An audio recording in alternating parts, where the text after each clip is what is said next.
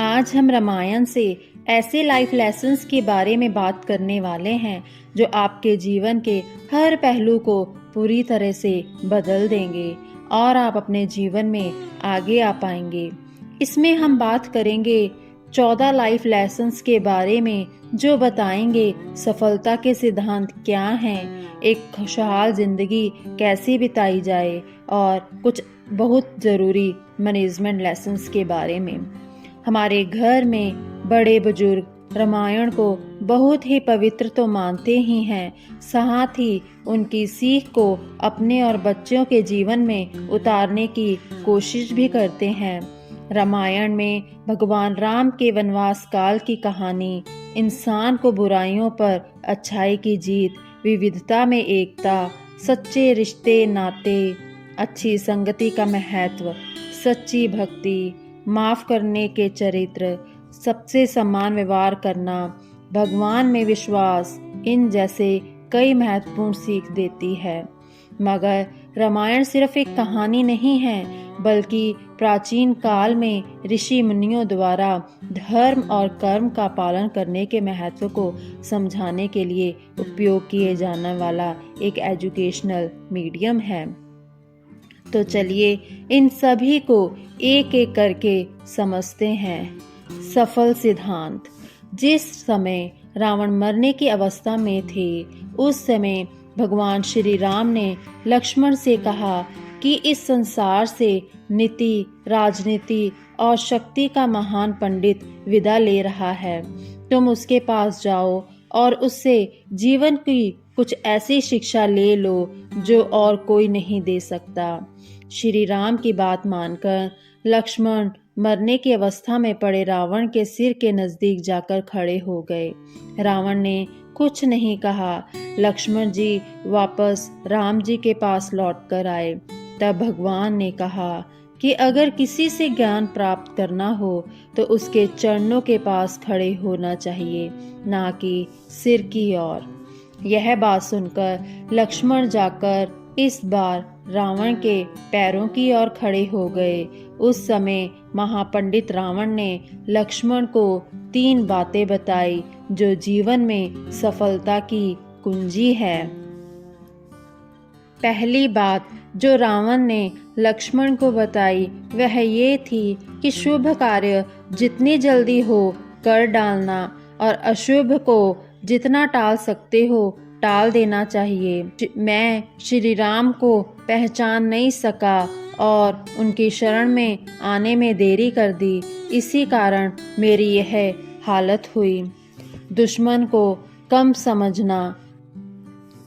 दूसरी बात यह है कि अपने दुश्मन, अपने शत्रु को कभी अपने से छोटा नहीं समझना चाहिए। मैं यह भूल कर गया। मैंने जिन्हें साधारण वानर और भालू समझा, उन्होंने मेरी पूरी सेना को नष्ट कर दिया।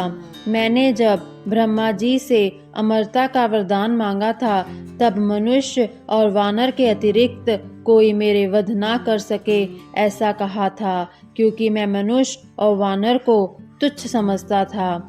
यह मेरी गलती हुई।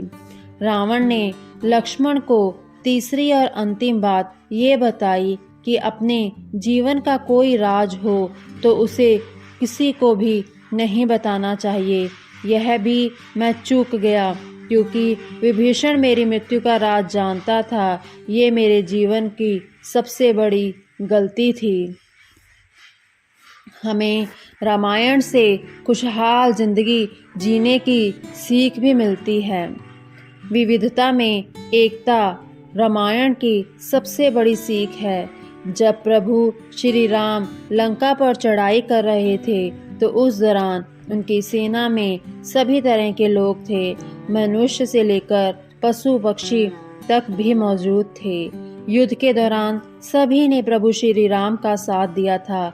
इसके अलावा राजा दशरथ के 4 बेटे थे और सभी के चरित्र अलग अलग, लेकिन उनमें फिर भी एकजुटता थी और यही चीज हर परिवार को दुख के समय से बाहर निकालने में मदद करती है। प्रभु श्री राम के सभी भाइयों में प्रेम था। इनमें प्रेम में लालच, गुस्सा या विश्वासघात के लिए थोड़ी सी भी जगह नहीं थी। लक्ष्मण 14 साल तक अपने बड़े भाई प्रभु श्री राम के साथ वनवास काटते रहे। वहीं दूसरी तरफ भरत ने राजगद्दी के मौके को अपने बड़े भाई के लिए ठुकरा दिया। भाइयों के प्यार की ये सीख हमें लालच और संसारिक सुखों की वजह रिश्तों का महत्व देने के लिए प्रेरित करती है। विनम्रता।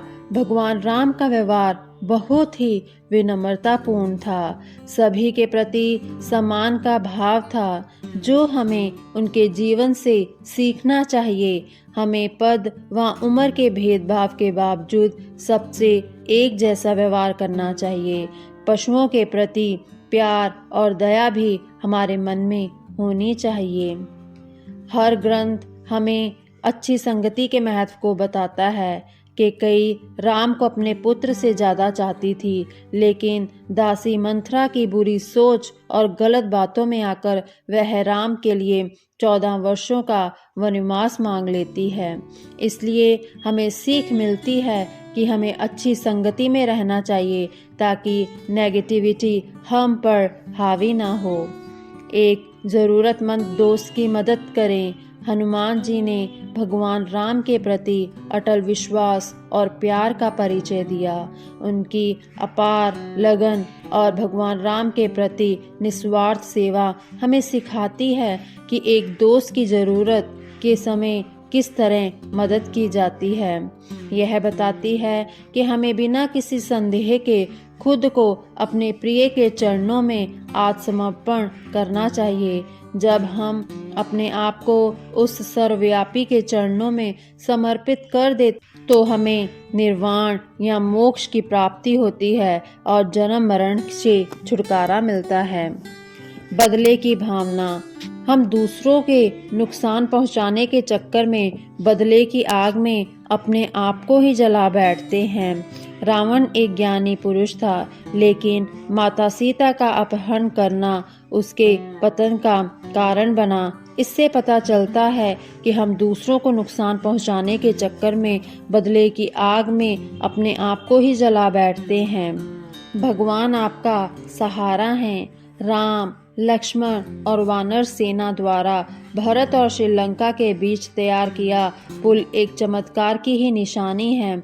जिस तरह से भगवान का नाम लिखने से ही पत्थर तैरने लगे, ये भी एक बड़ी सीख है कि जिस भगवान का नाम लेने से सब लोग पुल से सागर पार कर गए, वैसे ही उनका नाम लेने से हम इस भवसागर से पार हो सकते हैं और हर क्षेत्र में जीत हासिल कर सकते हैं। प्रेरणा। देवी सीता की खोज में हनुमान जी का लंका जाना रामायण का वो किस्सा है जिसमें मैनेजमेंट के सिद्धांत का उपयोग साफ साफ दिखाई देता है। हनुमान जी का उद्देश्य लंका जाकर देवी सीता तक श्री राम जी का संदेश पहुंचाना था।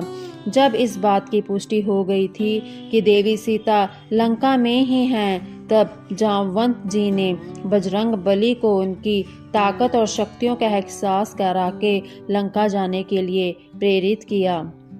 जामवंत जी का हनुमान जी को प्रेरित करना एक अच्छे मैनेजर का सबसे अच्छा उदाहरण है, जो अपने कोवर्कर्स का इंट्रोडक्शन उनके पोटेंशियल से कराता है, फिर उनकी एबिलिटी के अकॉर्डिंगली कामों को कराने की उनकी मदद करता है। एनालाइज करना। लंका पहुंचकर सबसे पहले हनुमान जी ने वहां की सिचुएशन को पूरा एनालाइज किया। उन्होंने लंका की ताकत और कमजोरियों का पता लगाया।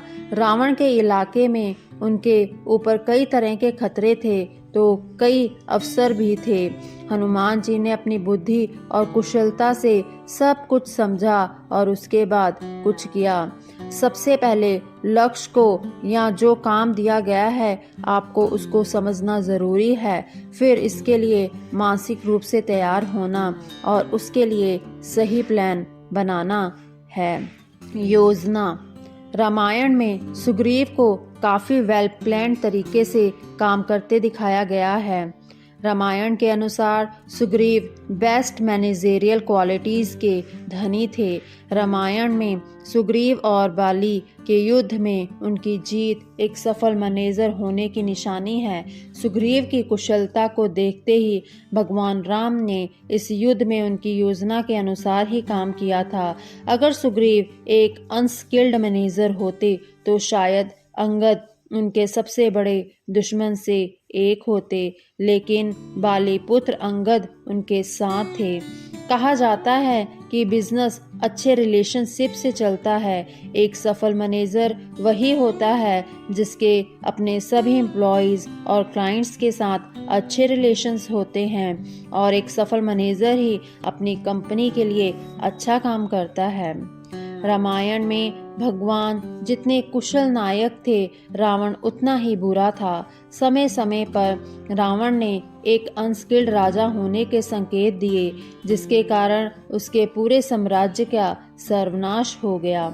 शुरुआत से ही रावण ने अपने मैनेजर्स के सुझावों को नज़रअंदाज किया और राम के साथ युद्ध की स्थिति में मृत्यु प्राप्त की। एक अच्छा मैनेजर वो होता है जो अपने दुश्मनों से भी अपना काम निकाल सकता है, क्योंकि अपने साथ काम करने वाले लोगों के सुझावों को भी सुनता है और अमल करता है, खास तौर पर तब जब कंपनी को उनकी सबसे ज़्यादा ज़रूरत होती है।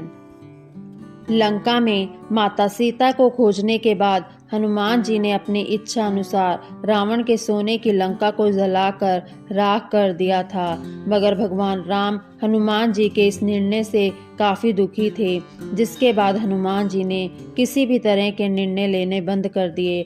हनुमान जी का निर्णय लेने की क्षमताओं को सुधारने के लिए राम जी को खुद को पूरे सिनेरियो से हटाना पड़ा।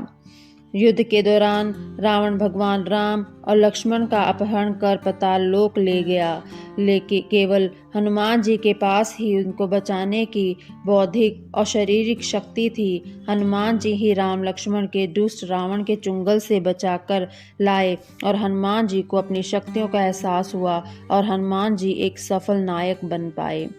इसमें सबसे बड़ा काम होता है अपने आसपास काम करने वालों को अच्छे और सफल निर्णय लेने के लिए प्रेरित करें, ताकि आगे चलकर वो भी एक अच्छे मैनेजर बन पाएं।